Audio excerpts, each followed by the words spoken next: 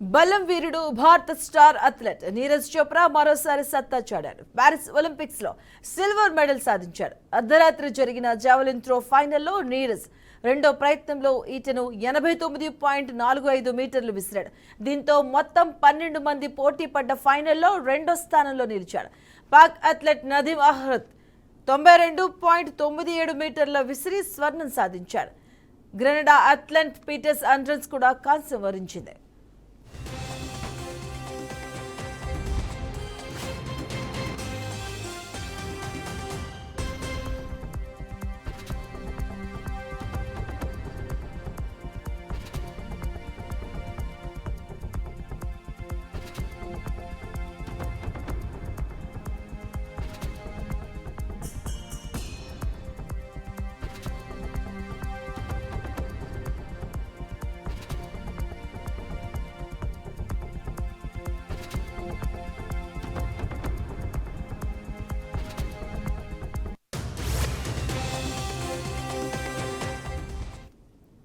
ఇక ఫైనల్ బరిలో మొత్తం 6 ప్రయత్నాల్లో నీరజ్ కేవలం రెండో త్రోలోనే సఫలమయ్యాడు.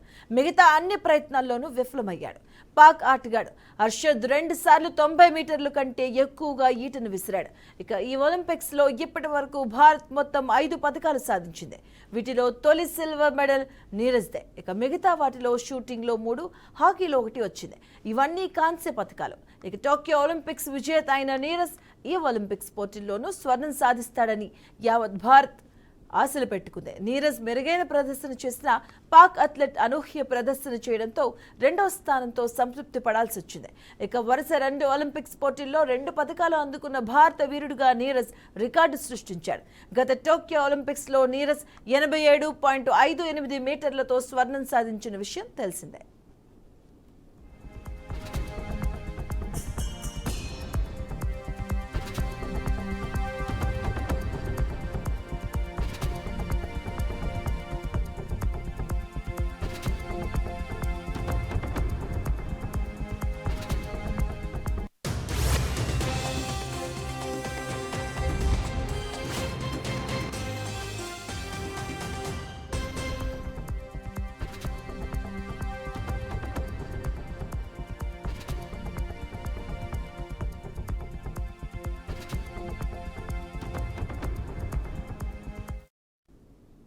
ఇక వరుస ఒలింపిక్స్ లో నీరజ్ పథకాలు సాధించడంపై ప్రధాని మోదీ అభినందనలు తెలిపారు. ఈ మేరకు ఎక్స్ లో పోస్ట్ చేశారు. నీరజ్ చోప్రా అద్భుతమైన వ్యక్తి అని, తన ప్రతిభను మళ్లీ చాటాడని కొనియాడారు. అతను మరో ఒలింపిక్ మెడల్ తో భారత్ ను గర్వించేలా చేశాడని సంతోషాన్ని వ్యక్తం చేశారు. రజతం సాధించిన నీరజ్ కు అభినందనలు. ఇక రాబోయే అథ్లెట్లు తమ కలను నెరవేర్చుకోవడానికి, భారత్ ను గర్వపడేలా చేయడానికి నీరజ్ స్ఫూర్తి కొనసాగుతూనే ఉంటుందని మోదీ ఆనందాన్ని వ్యక్తం చేశారు.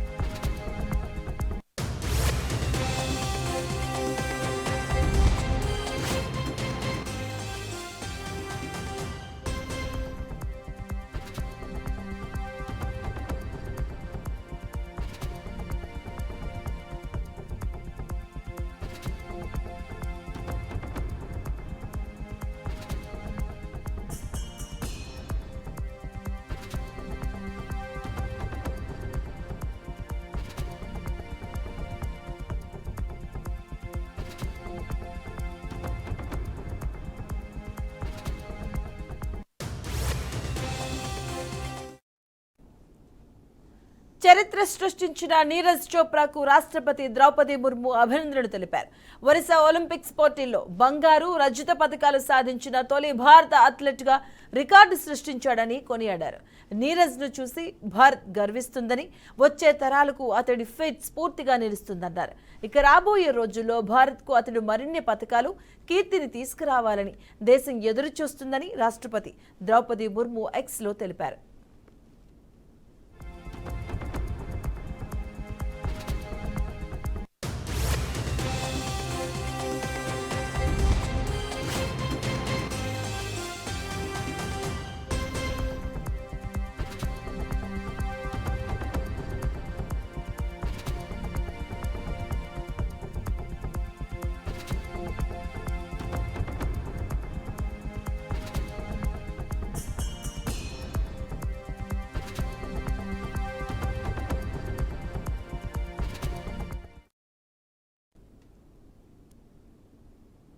ఇక ఆశలు పెట్టుకున్న క్రీడాకారులు చాలా మంది ముందే నిష్క్రమించారు.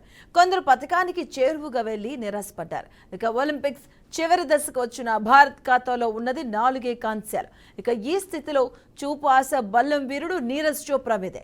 టోక్యోలో సంచలన ప్రదర్శనతో స్వర్ణం గెలిచి చరిత్ర సృష్టించిన అతను మరోసారి పసిడి సాధించి దేశాన్ని సంబరాల్లో ముంచెత్తుతాడు అని అభిమానులు ఎన్నో ఆశలు పెట్టుకున్నారు.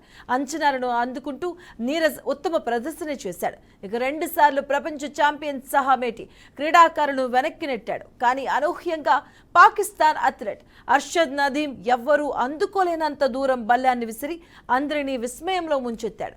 స్వర్ణం ఎగరేసుకుపోయాడు. ఇక దీంతో నీరజ్ రజతంతో సంతృప్తి చెందక తప్పలేదు. మరి ఈసారి పసిడి గెలవకపోయినా ఒలింపిక్స్ వ్యక్తిగత విభాగంలో స్వర్ణం, రజతం గెలిచిన తొలి భారత క్రీడాకారుడిగా నీరజ్ చరిత్ర సృష్టించాడు.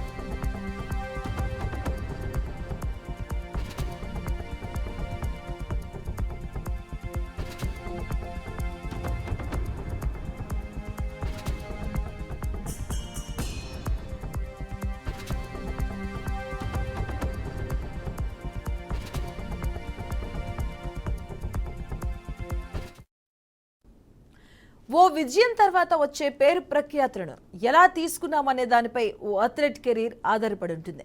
అలాంటిది ఒలింపిక్స్ అథ్లెట్స్లో స్వర్ణం ఒక్కసారిగా వచ్చిన పేరు, డబ్బును చూసి నీరజ్ దారి తప్పలేదు.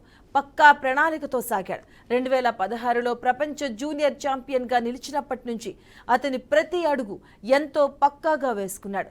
విదేశాల్లో శిక్షణ అయినా, కొనసాగించే సాధన ప్రక్రియ అయినా ప్రతి దాంట్లోనూ ఓ క్రమ పద్ధతిలో సాగుతున్నాడు. ప్రతి దాంట్లో కూడా ఎంపిక చేసుకున్న పోటీల్లోనే పాల్గొన్నాడు. అయినప్పటికీ ఈ ఒలింపిక్స్లో నీరజ్ పాల్గొనడంపై మొదట సందేహాలు వ్యక్తమయ్యాయి. తొడకండరాలు, గజ్జల గాయంతో ఇబ్బంది పడ్డాడు. ఆస్ట్రావా, గోల్డెన్ స్ట్రైక్, పారిస్ అంచు డైమండ్ లీగ్లకు దూరమయ్యాడు. కానీ ఒలింపిక్స్ లక్ష్యంగా నీరజ్ సంకల్ప బలంతో ముందుకు సాగాడు.